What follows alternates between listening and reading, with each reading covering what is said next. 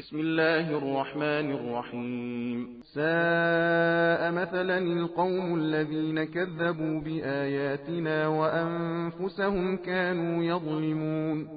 من يهد الله فهو المهتدي ومن يضلل فأولئك هم الخاسرون.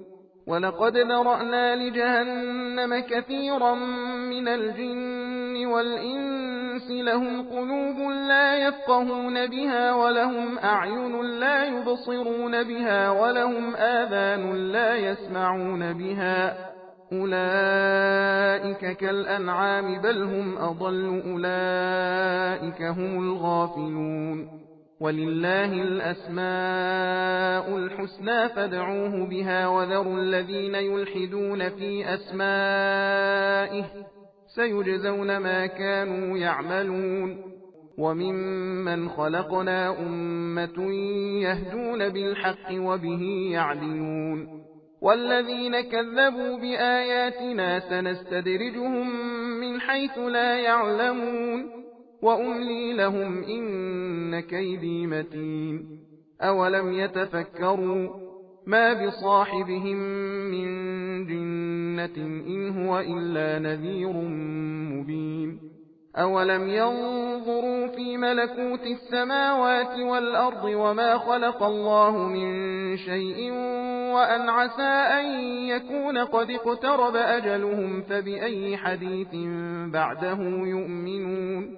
من يضلل الله فلا هادي له ويذرهم في طغيانهم يعمهون.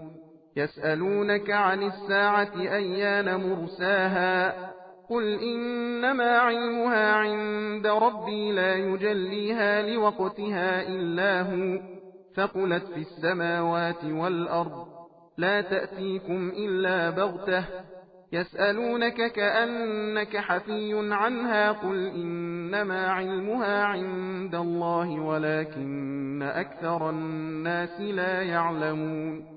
قل لا أملك لنفسي نفعا ولا ضرا إلا ما شاء الله ولو كنت أعلم الغيب لاستكثرت من الخير وما مسني السوء إن أنا إلا نذير وبشير لقوم يؤمنون.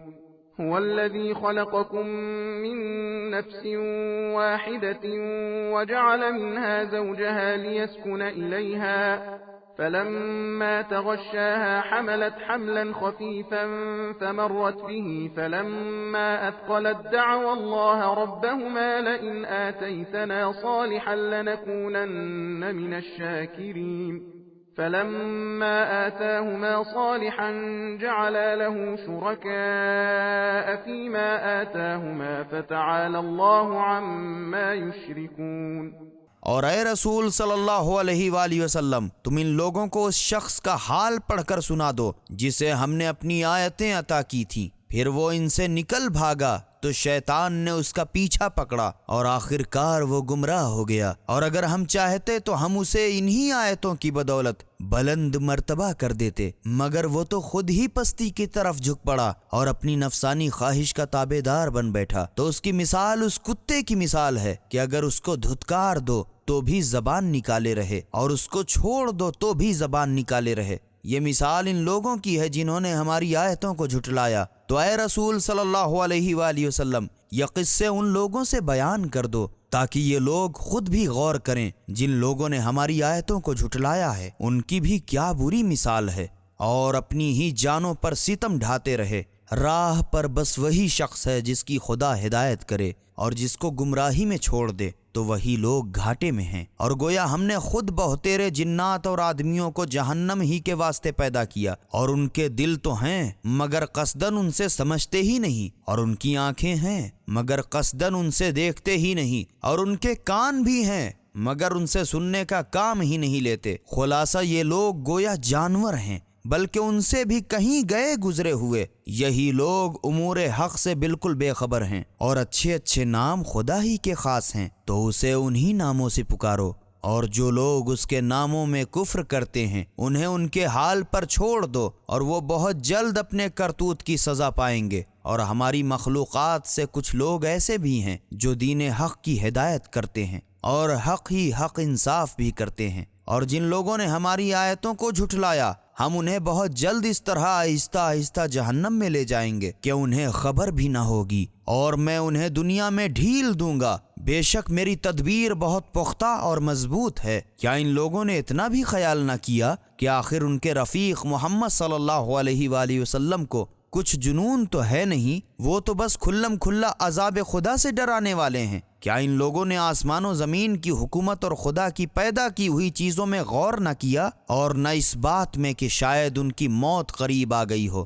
پھر اتنا سمجھانے کے بعد بھلا کس بات پر ایمان لائیں گے؟ جسے خدا گمراہی میں چھوڑ دے پھر اس کا کوئی راہبر نہیں، اور انہیں ان کی سرکشی و شرارت میں چھوڑے گا کہ سرگرداں رہیں۔ اے رسول صلی اللہ علیہ وآلہ وسلم، تم سے لوگ قیامت کے بارے میں پوچھا کرتے ہیں کہ کہیں اس کا تھل بیڑا بھی ہے؟ تم کہہ دو کہ اس کا علم بس فقط میرے پروردگار ہی کو ہے، وہی اس کے وقت معین پر اس کو ظاہر کر دے گا۔ وہ سارے آسمان و زمین میں ایک کٹھن وقت ہوگا، وہ تمہارے پاس بس اچانک آ جائے گی۔ تم سے لوگ اس طرح پوچھتے ہیں کہ گویا تم ان سے بخوبی واقف ہو۔ تم صاف کہہ دو کہ اس کا علم بس خدا ہی کو ہے، مگر بہتیرے لوگ نہیں جانتے۔ اے رسول صلی اللہ علیہ وآلہ وسلم، کہہ دو کہ میں خود اپنا آپ تو اختیار رکھتا ہی نہیں، نہ نفع نہ ضرر کا، مگر بس وہی جو خدا چاہے، اور اگر بغیر خدا کے بتائے غیب کو جانتا ہوتا تو یقیناً میں اپنا بہت سا فائدہ کر لیتا اور مجھے کبھی کوئی تکلیف بھی نہ پہنچتی۔ میں تو صرف ایماندار لوگوں کو عذاب سے ڈرانے والا اور بہشت کی خوشخبری دینے والا ہوں۔ وہ خدا ہی تو ہے جس نے تم کو ایک شخص آدم سے پیدا کیا اور اس کی بچی ہوئی مٹی سے اس کا جوڑا بھی بنا ڈالا تاکہ اس کے ساتھ رہے سہے۔